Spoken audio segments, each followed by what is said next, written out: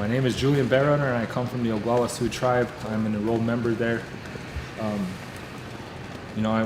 here to let the world know that as a member of the Oglala Sioux tribe and as a descendant of Crazy Horse, that we have decided that we, the Oglala Sioux tribe, still have a strong voice in this fight, because our families back at home are utilizing the water, which is in jeopardy here.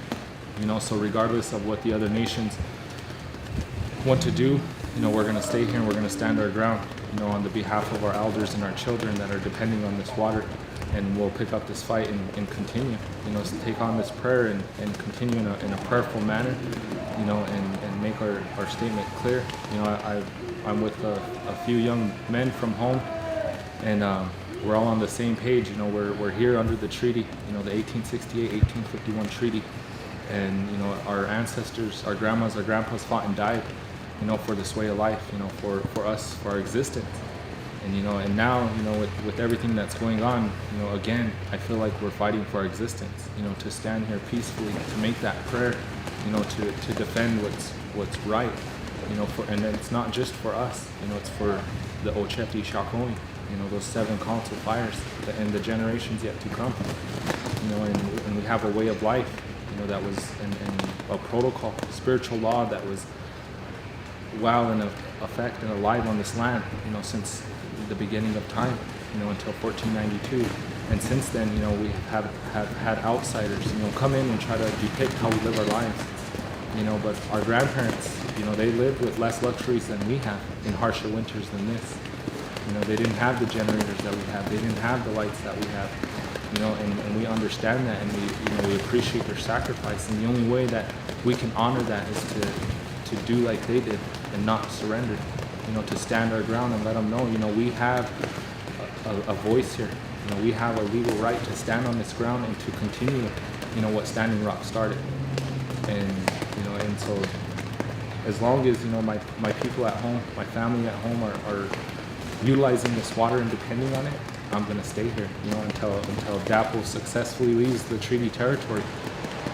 They don't even have to clean their mess, just stop where they're at and leave, and we'll take care of, the mess that they made. And that's what I just want the people to know, that there's people here that are dedicated, that see the bigger picture here. It's not just about right here, right now. It's about 500 years from now. What are my great-great-grandkids going to do? What are they going to have? I want them to see and experience the luxuries that I've had the opportunity to endure, and I have to give thanks to my ancestors, so I need to live my life how they intended and honor their sacrifice in a good way like that.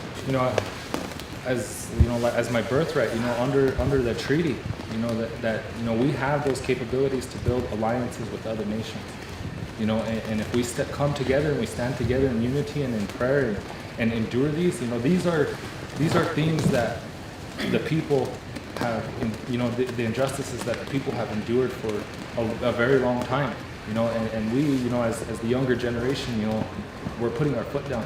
No more are women and children going to be hurt. No more is grandma and grandpa going to have to worry about, that we're going to be taken care of. No more do they have to worry about us having a grasp and a hold of a way of life. I want to stand up and I want to show grandma and grandpa, that we got this. We listened to what they said. We felt the pain in their heart, and we understood that. And we're gonna stand up and we're gonna, continue in the fashion that they did for the people. Dig deep in your heart. Where's that warrior at? There's a warrior inside. Crazy Horse fought to his dying breath so that we wouldn't have to be put on a reservation. And so that's what I'm standing my ground. And I'm telling that to Standing Rock, to President Archambault and the leadership there. Dig deep, find that. Come out here and stand with the people. Come and throw that, put that IRA system aside. Go back to what Grandma and Grandpa said, the basics of life, black and white. And for our visitors that are yet to come, have respect and understand that there's a way of life, spirituality, and protocol that has, that my grandma and grandpa fought and died for. And as long as, we all work together and we respect those ways of life, those two prayers coming together is going to make it that much more stronger. And that's how we're going to defeat this, is through prayer and to remembering who we are, where we come from, and why we're here. I'm Danette, Navajo. I'm from Southwest Camp, so mostly there is mostly Navajos, but we definitely invite everyone who comes there, mostly from the Southwest. So everyone's invited there. The reason why we're here is because we understand the struggles that, Standing Rock is going through. We know what it's like to live without water. For here, it's mostly prayer, peaceful prayer, and that's what we're all about, and that's what we want to be here for, to help support these guys here. And I definitely am grateful to be here for everything and to be here to help them in prayer. That's mostly what we're here for, and I just want to thank everyone that is here, especially the other tribes are coming together to help one another. Thankful for the Oglala tribes and everyone else have come together. It's great to every one of us who have come together. I mean, at one point long ago we were all one tribe, and it's great that we're all here again to help one another, to fight for water. That is the most important thing that we're here for. My name's Candy Brings Plenty. I'm a Oglala Lakota Sioux, and I'm here on behalf of the Two-Spirit Nation. I'm the lead of the Two-Spirit Nation camp, and we've been here since the beginning, and we've made a vow and a commitment to be here until the end, whatever that looks like. Because initially, we were here as water protectors. We were here reclaiming our roles as Two-Spirit leaders, as well as bringing visibility back to the intent and the movement of the Two-Spirit role, that we hold a very sacred role within the sacred circles. And we've done the work, we put in the time, and we continue to lead with prayer and ceremonies. And here, being a part of this Tioshpae, we absolutely have not only reclaimed that, we're living that now. We are now a part of this sacred circle, and we are bringing that balance back by holding on to the ceremonies, continuing daily that water ceremony, and honoring our ancestors and our relatives. And every day we continue to acknowledge that the spirits are here with us. We are in a very sacred time. It is a very unknown place and time for the entire nation, for all of Turtle Island, for everything that's happening politically, literally, spiritually. We are in a time where we need to embrace our spirituality. We need to have that unshakable faith and that unshakable belief in our own prayers. Because as the Oyate, as the people, it's up to us who our leaders are. And that's why we're sitting here. Because we have been told on various levels who our leaders are, who represent us. But we've been here, all of us sitting here each and every day since the beginning of this, on the front lines, taking care of each other, mending each other's illnesses, heartaches, heartbreaks. And we know who the leaders are who are here on a daily basis. We know those who put in the time and effort to pick up that chunupa, to pour that water, and to have the inipis, and to have those ceremonies for the Oyate, for the people. And it's time that the people come together. And it is time for that spiritual revolution, for that movement that we claim and we own, and we belong to this land, and this land belongs to us. Because not only have our ancestors fought for it, but our future generations are going to want us to continue the fight. I'm here because I have two daughters, Helena and Brianna, who I love with all my heart. And I'm also a clinical health director in Portland for the first trans and queer health clinic. I have had a lot of great blessings in my life, but I know I needed to put everything down and be here, because this is where the movement begins, with prayer, with wholehearted intent for the Oyate, and also the spiritual beings that we are. We are spiritual beings in human bodies having a human experience. And so we are one nation. Matakiase, that means all my relatives. We are all related. Everything that depends on water has a spirit and has a spiritual being. So I'm here in that way as a two-spirit person, as I identify as a queer, indigenous, two-spirit, cis, Oglala Lakota woman. And I say all those titles because I want to know that all my relatives have a place in my heart. And I continue moving forward with the medicine that I carry for the people, to continue this balance between the men, the women, and the two-spirit. And I've made my commitment to the Oyate, to the people, to continue moving forward in a prayerful way.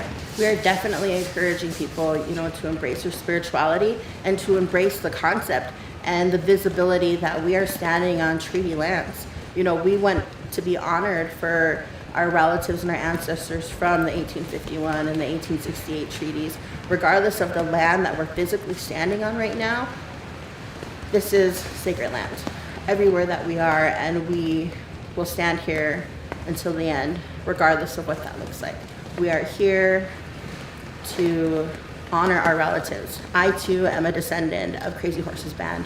My great-grandfather's grandfather was the whip man for Crazy Horses Band, and I continue to move forward and carry that Chinupa and bring that here so that we can continue reclaiming this sacred land and honoring our ancestors. Hi, my name is Holly Elk Lafferty. I represent, within this camp, I specifically represent the White Buffalo Chief Camp. However,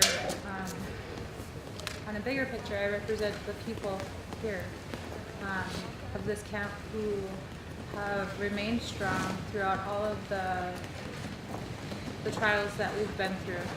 We've remained prayerful. We've held on to our faith and our belief in the purpose of why we're here. And I want to also say that yes, we are definitely asking to come back.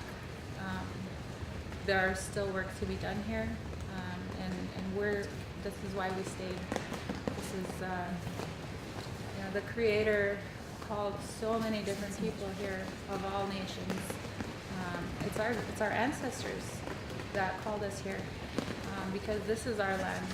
All of the earth, we have lands that the Creator designated for each of us, and we've been given promises from the government, from all of our different governments over the course of history, promises that were never fulfilled and that were never kept, at the destruction of all of our peoples.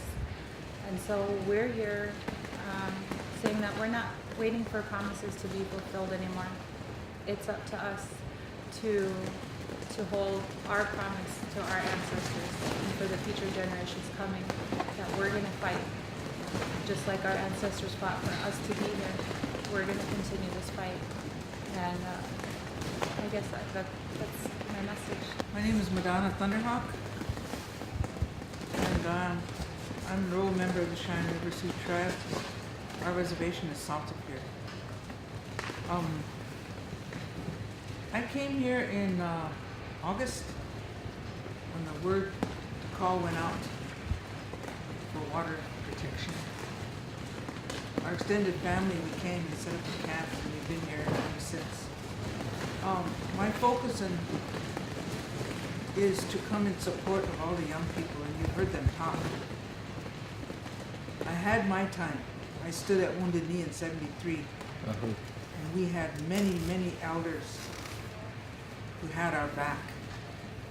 They were in the back. Every time we went somewhere, they were welcoming us, and they were there.